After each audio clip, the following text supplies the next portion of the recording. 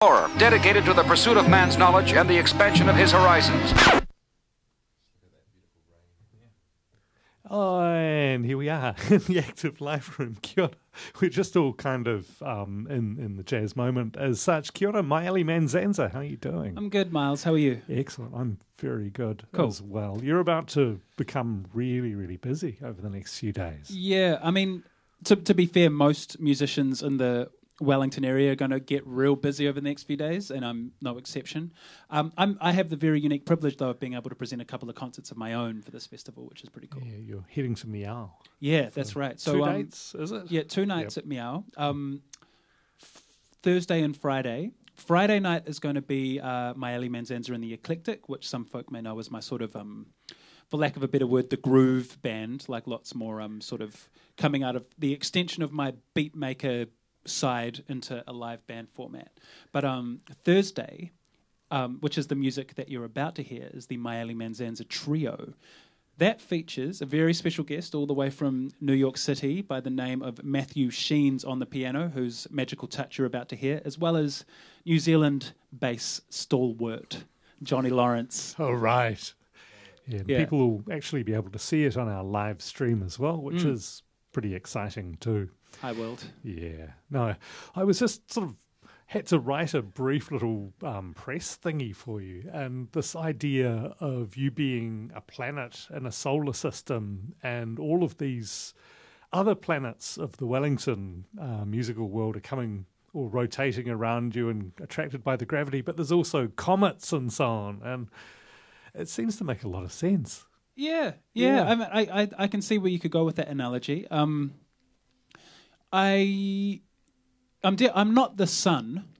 I'm definitely not the sun, No. but I am a planet which might have some moons, or might also be a moon to some other planets. Yeah. I guess, I mean, that's one of the beautiful things about the Wellington scene, which everyone goes on about and has been the way for decades now, is that everyone kind of plays with everyone. So everyone has their own kind of style and their own kind of sound, but in that sort of collaborative process, these little units kind of come together for a while, and then they come apart, and then they might come together, and little bits come on and add off. And I guess that's a cool thing about being a musician here, is that this community of spheres that float around. I mean, Wellington seems to just be this blessed place in terms of people making jazz, in terms of making creative music and coming together. Yeah, we definitely.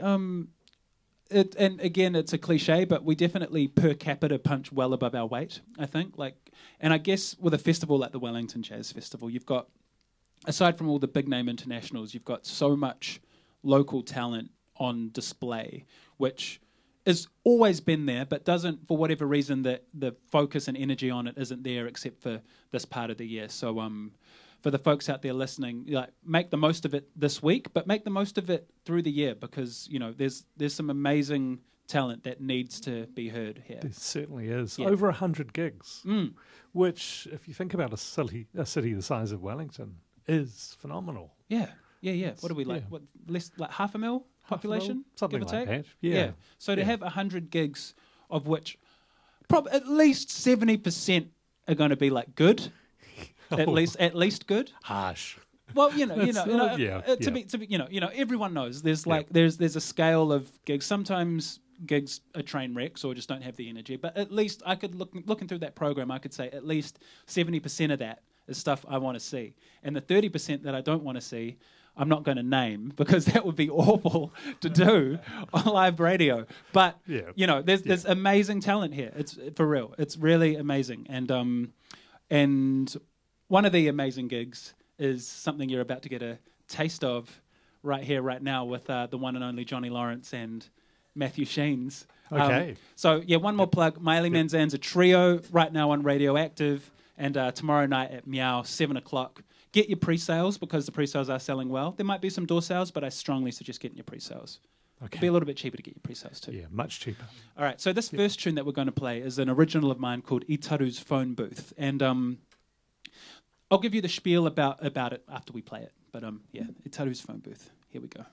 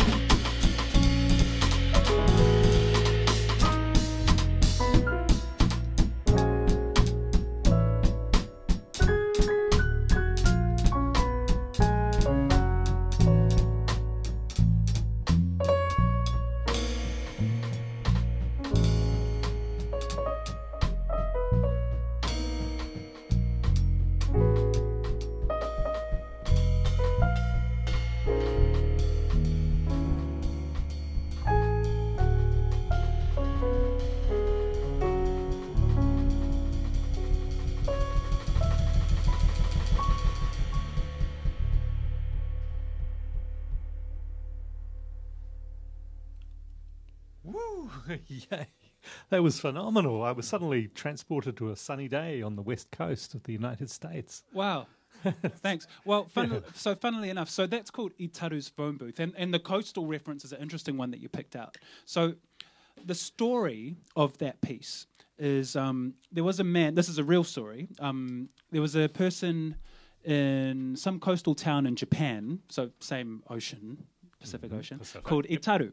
And he had, his partner passed away, and as a way of mourning his partner, he built this telephone booth on his property that kind of overlooked the ocean, and he would go there to speak, to his wife.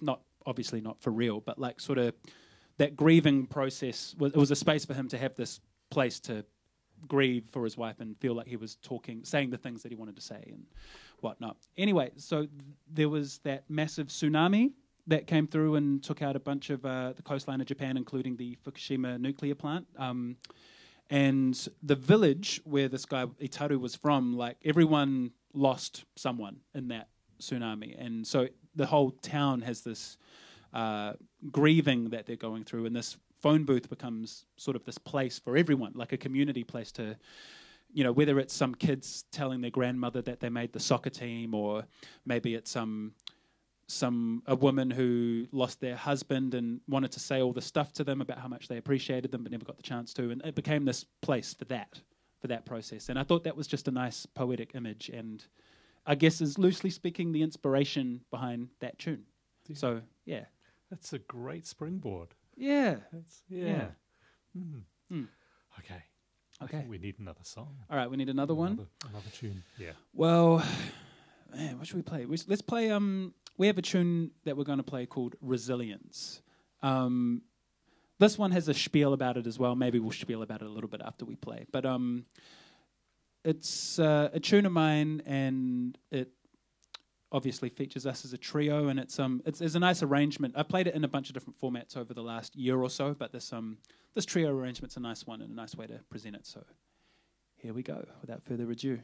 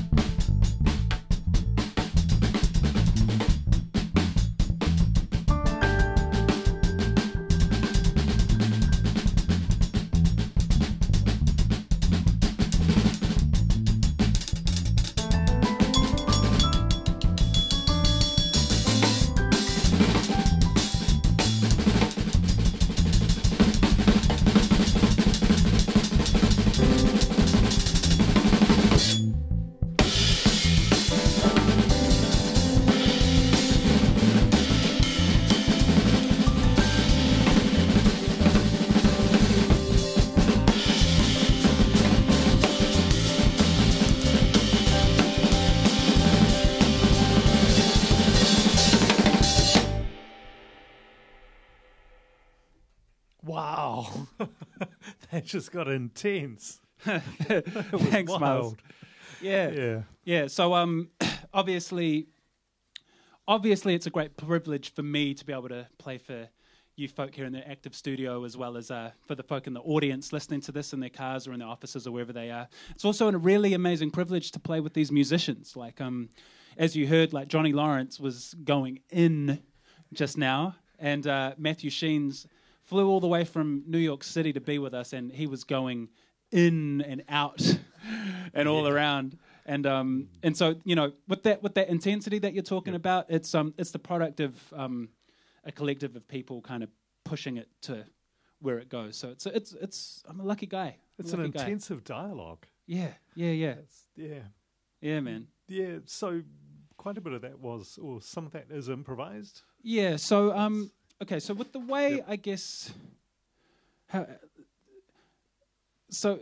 with lots of jazz music, I guess, has some sort of a composition in there. Like there's a structure, like there's the melody and chord changes and a agreed upon rhythm and tempo and all of that stuff. But the magic of it happens in the moment with the things that the musicians are all bringing together. And so there's a format that's established, but from there it's kind of improvised within that format, and that's where the good stuff happens. Yeah, and I suspect that's you could call that one of your standards. That piece? That piece. Yeah. I mean, if lots of people decide to start playing it and it has a life of its own beyond me, then I guess it counts as a standard, Yeah, maybe, you never know. Yeah. Yeah. So I recognised that from earlier performances, of course, with larger ensembles. Right. Yeah, well, it's a piece that, I mean, I like it. It's how would I describe it? So as a composer, like I'm a drummer first, and that's definitely where I'm at home. But when I compose, I often use a piano, and Matthew, maybe you'll agree or disagree, but to me that piece feels like a piece that came from the piano. You won't be able to hear him when he speaks, but yeah. Matthew sort of gives a thumbs up in agreement, and I guess. I mean, as far as like a narrative beyond the musical side of things, it came about when the Paris attacks happened at that venue, the Bataclan with I forget the name of the band that Queens of the Stone Age. Yeah. Or maybe it was Chaos or something. Yeah. Anyway, and so I guess the mood of it was at first shock because, you know, I've never played at the Bataclan before, but I played at Paris many times, and when you play at a music venue, it's kind of, in its own way, a sacred space. It's a, you don't have to be religious, but it's a church of sorts. You know, people congregate and celebrate and share an experience. And to have a violent act happen at a place like that was, you know, it's a shock to me as a professional musician and also to me as a person. And then, but seeing people kind of, the stories of people turning their lives around or kind of making the most of it or like pulling their friends out of danger and stuff kind of made me think about that theme of resilience and if you were put in a situation where your life is on the line in some way, like how people react to that and are able to rise above it is you know, something which is inspiring to me, and often when I'm inspired I like to make music and pieces like that come out. So and there it is. Yeah. And we're about to enter 5 days of inspiration. So, yeah, Myele for 2 nights. Yes, yeah. Yep. Tomorrow night at 7 p.m. with the trio. Friday night at 7 p.m. with the Eclectic. Yeah, and it will be an experience. Indeed. All right, Myele Manzanaza trio, thank you very much for coming in. Are you? Thank you. We're going to tempt you into doing another track? I think we all got places to go at the moment. But thanks for the offer anyway. It's a pleasure to be here. It has been an absolute privilege. Cheers. Cool. Thank you. The saga continue. Radioactive FM. Yeah. G. Yeah.